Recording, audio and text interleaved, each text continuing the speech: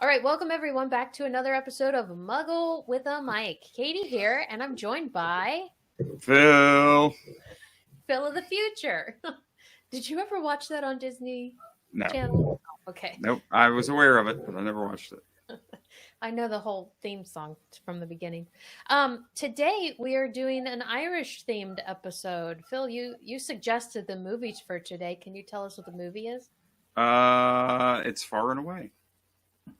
It's really far away. Yeah, Far and Away. Well, yeah. It's technically... It's far, yeah. It's 1992? Yeah. 93? 92? 92. So, math. That's 21. Oh. 21 years? 31 years. Oh, yeah. Yeah, 31 years. 31 years. Good no wonder Tom Cruise looked really young. He did look super young. But before we get into movie talk, why don't we do our mugs? I want to change my mug. Okay. There are no rules. You could have changed it and I wouldn't have even known. Well, I can do two because I just thought of a mug that I want to use. And maybe I used it last year. I don't know. I bet you I did. We'll find out. I had two as well, but I chose one and the other one's down in the kitchen, so I can't go get it. So through the magic of editing, I'll be right back. Okay. Hey! I'm back. You're like Hogwarts Legacy. I am. All right. Okay, so I've got two mugs because this one I think I used last year, but it fits. Okay. And that's my Greenie McWeenie Irish Pub mug. I think you did, but honestly, I remember it, but I simultaneously don't remember it. It's got a cute little wiener dog on it. It is super cute. And he's green. He kind of looks like my wiener dog. I think the British call them hot dog dogs, don't they? Yeah. Or just hot dogs? Yeah, sausage dogs. Sausage dogs, that's it. Actually, I have a Greenie McWeenie t-shirt. I should have worn that, but... It's okay. Okay, so here's my real mug. Yeah, here's my real mug. And it's, I don't know, can you see? I see it. It's Half-Blood Prince cover. Yeah. And it's got, That's cool. Wanting to get, now there's a couple I didn't get that I wanted, but I didn't even really know they had the book cover ones. Hold on a second. Let me go get. Snap again. The other ones. Yeah. Bam. I'm back. All right. You're like, so here. You're transporting different places. Yeah, here's the Order of the Phoenix. Oh, so they're like legit Harry Potter items. Yeah. Yeah, see that one, I don't know, my camera's weird. Oh, yeah, I can see it. But yeah, they have, like, woo. I don't know, there's two images. This one's like a scene. It's like the person I believe that did the artwork for the books. Like this is 3 broomsticks. So it has them in the 3 broomsticks enjoying. I do like that because it's the original artist. So it looks like what you were looking at on the cover. See, I was actually looking at these and I didn't know they actually had the book cover ones. So I got a couple of these that I was wanting. And then inside they have, when you're drinking. Butterbeer, yeah. Yeah, and each of the books have like, the book cover ones also have like artwork. I think like what's the Half-Blood Prince has like the dark mark. Oh, okay. That's being, up in the sky, yeah. Yeah. Like Quidditch. Yeah. This is actually one of them that I had kind of on the favorites that I wanted to get, and then it just happened to be on sale through a company I don't even use. That's cool. And it has in the book, it has a snitch down in it. Yeah. Yeah, because in the book, the only artwork you really had was at the beginning of the chapter sometimes. Yeah. So that's what I think, I think like this snitch is like probably like the little chapter artwork, like at the, I think that's what those are. That's neat. I'm jealous. But where'd you get it? I think it was, I can send you the link, but I think it's like Stash Tea. Yeah. It is. It's Stash Tea. Yeah. Okay, I found them. Yeah, $7.99. Yeah, so if you want to get a couple of those Harry Potter mugs, that's treat yourself. Well, and if Stash wants to send us some free mugs, Ooh, I'll well, tag them in this. See what they there say. you go. Treat yourself. Tea. Okay. Well, I've got my mug. I had two Irish themed mugs I wanted to use, but I chose this one because I just went to see this with my mom for her birthday. It is Riverdance. Oh, nice. Yeah.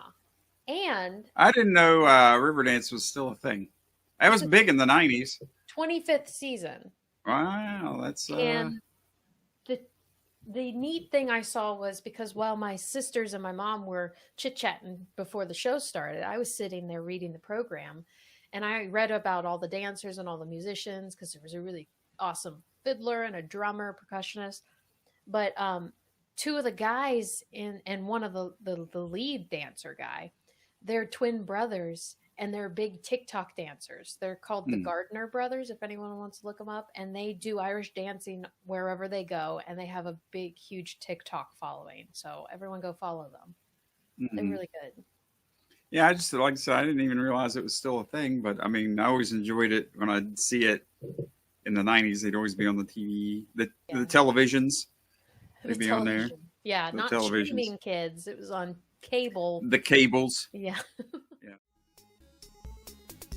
Final Boss Con is back and bigger than before. Final Boss Con is a convention for gaming enthusiasts and casual gamers. From vintage gaming to modern gaming, video games, tabletop, and more. Our goal is to bring the gaming community of Southeast Ohio and beyond together with vendors, creators, artists, and more. Join us on July 15th at the University of Rio Grande Line Center for Final Boss Con, where nerddom thrives and inspires. Learn more at finalbosscon.com.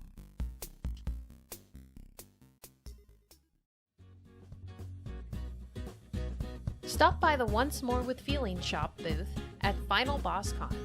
Let us help you accessorize your nerdy side with our laser-made items. Show off your favorite fandoms, from phone stands for your desk to cutting boards for the kitchen.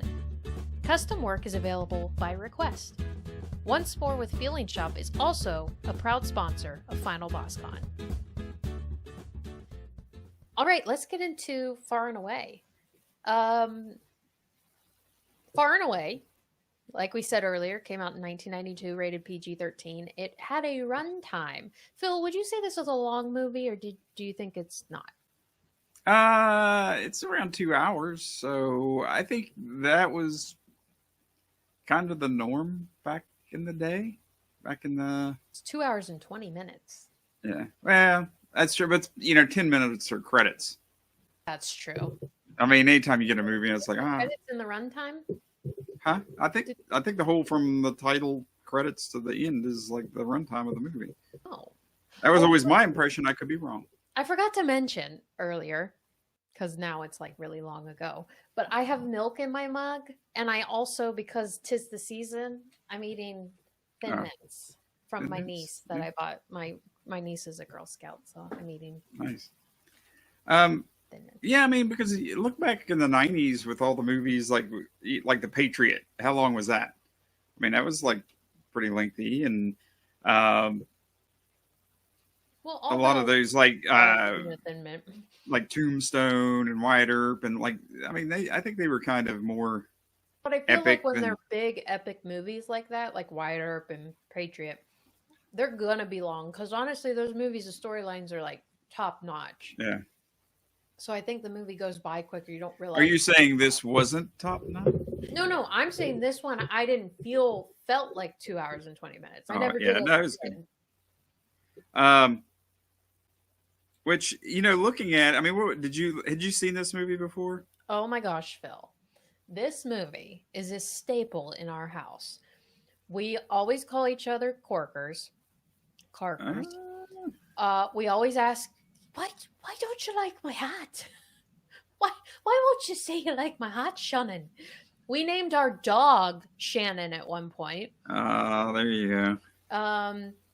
Yeah, even though this movie has terrible Irish accents, I know everyone. Tom Cruise isn't Irish. Nicole Kidman has Irish heritage, but she's not Irish. The accents are horrendous, but the movie is very iconic, don't you think? I think so. I mean, I enjoyed it. Like I said, this is kind of like a bygone era. They just don't make movies like this anymore. Mm-mm. And especially like Tom Cruise and Nicole Kidman were married at the time, and they did like all these movies together. And I mean, I don't know. It's kind of quaint. No, oh yeah. Um, It's a very good era of movies. You're right. Let me read the synopsis real quick. A young Irish couple flee to the States, but subsequently struggle to obtain land and prosper freely. Who's it directed by, Phil? Ron Howard and Brian Grazer was like producer. Another dynamic duo from did the Grinch. I think uh, Backdraft. I know Ron Howard did. I don't know if Brian Grazer. Oh, I don't know that. But I I mean, think they I'm too did a young lot at of that time to be aware of that. yeah. I mean, they did a lot of movies together. They teamed up. So Yeah. which it surprised me. I mean, I enjoyed this movie, but I was just kind of looking at the like Rotten Tomatoes, Hmm. and yes, I mean, take a stab at the rating.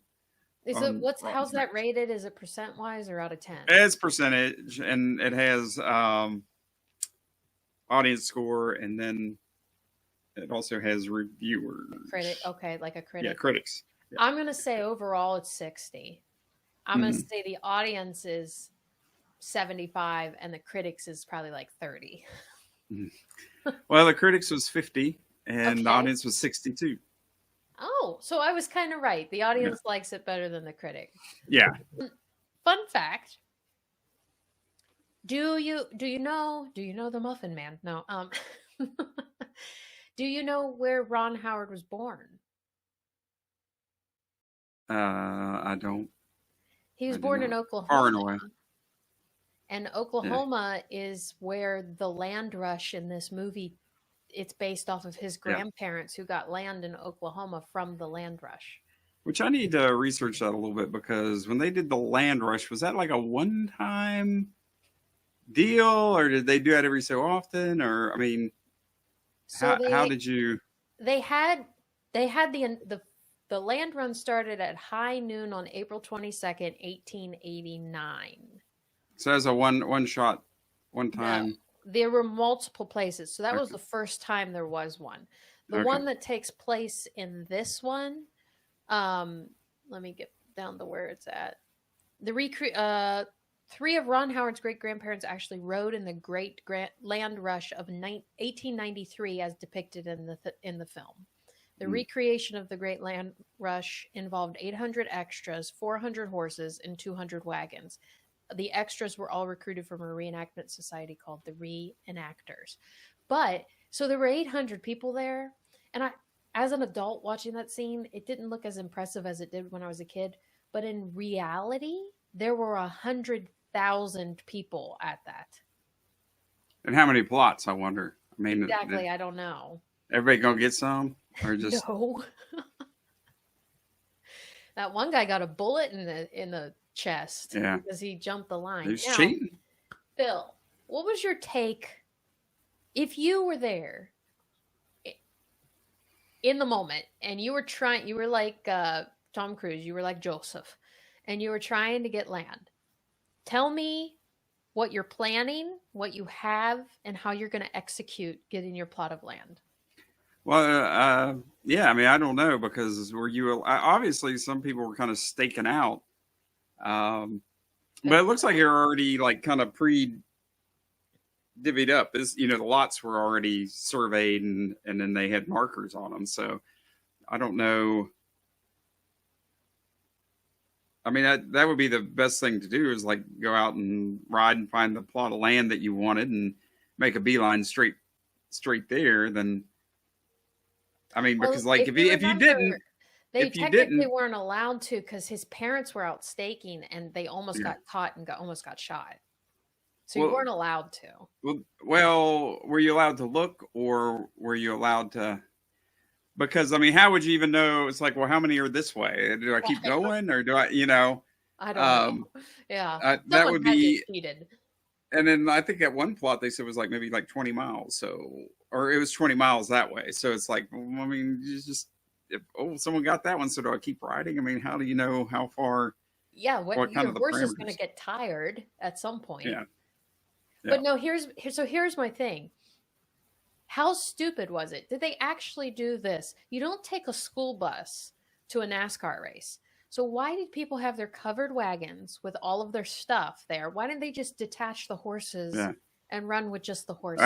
Probably in real life they did, but you know, hey, it's a movie, so we got to make it look like. That's true. Yeah.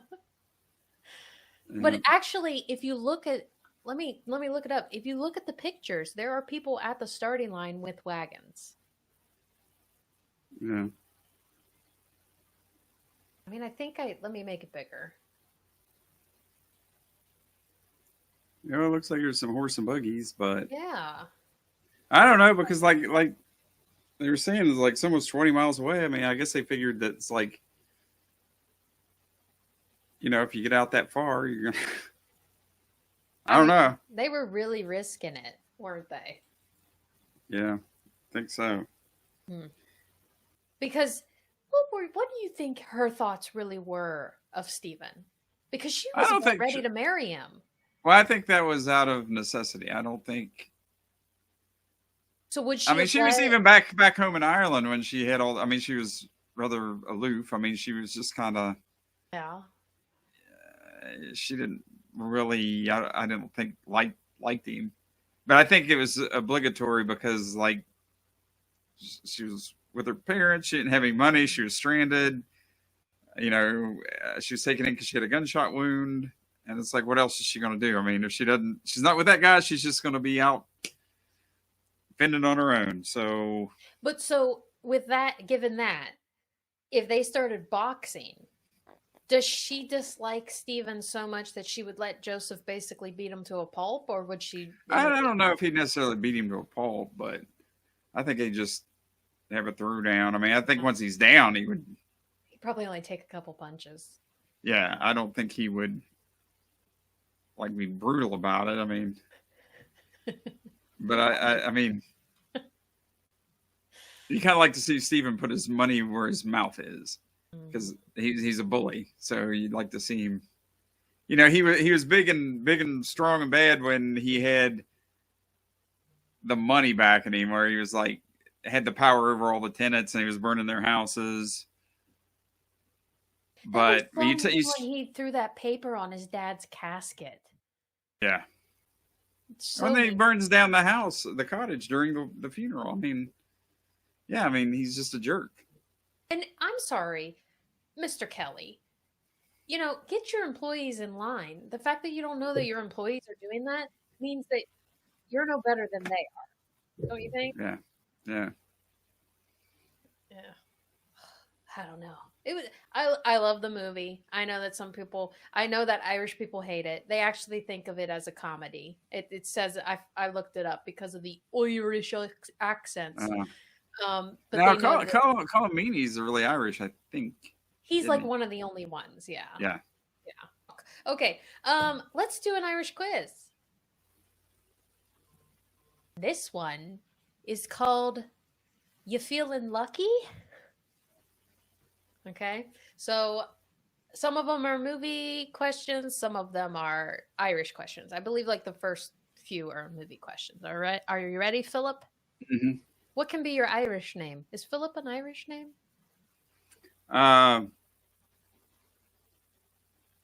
Phil McCracken. That was like on? Wasn't that like? That was Scottish. That was like a character on. Wasn't that? Was that Patrick Stewart? Like in Saturday Night Live, it was a character. I don't know. That makes sense if that was the name. Me. Yeah, it was Patrick Stewart, Phil McCracken's Scottish therapist. All right, your first question is, Limerick author Frank McCourt wrote a book about his childhood, which was later made into a film. What was the name of the film? Here are your options. Charles' Coffin, Ursula's Urn, or Angela's Ashes?